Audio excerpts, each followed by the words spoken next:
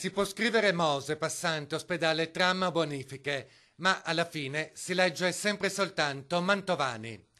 E la Mantovani è la prima azienda edile del Veneto, con ben 600 dipendenti ed una miriade di società collegate, che ha realizzato e sta realizzando le opere più importanti sul territorio. Da stamani il suo presidente, Pier Giorgio Baita, 65 anni, di Mogliano Veneto, ed il suo responsabile amministrativo, Nicola Buson, 57 anni, di Padova, sono in carcere con l'accusa di associazione a delinquere finalizzata alla frode fiscale, che si sarebbe consumata con false fatture per consulenze inesistenti emesse da una SRL di San Marino. Fin da subito c'è forte puzza di bruciata, se così possiamo dire, perché vediamo degli importi assolutamente esorbitanti fatturati nei confronti di una società sammarinese. Già la società sammarinese di per sé, un paese a fiscalità privilegiata, desta qualche sospetto.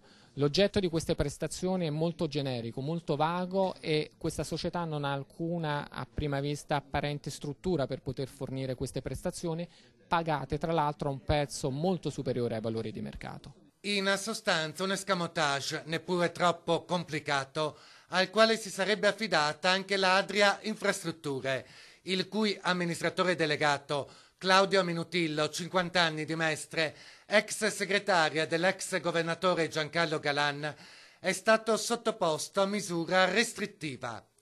E a tale espediente sarebbero ricorse anche numerose società pubbliche del Veneto, sulle quali però le indagini sono ancora in corso. Al momento le fatture false accertate recano un importo complessivo di 10 milioni di euro, ma le Fiamme Gialle hanno già congelato denaro e beni di proprietà dei principali indagati per quasi 8 milioni di euro.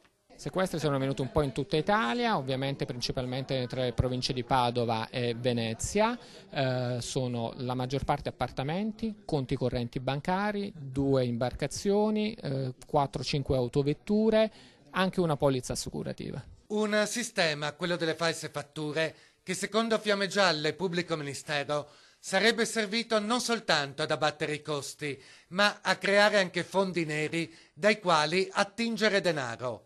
Con quale fine ancora non si sa, anche se tra gli investigatori e gli inquirenti la parola tangenti viene ripetutamente sussurrata.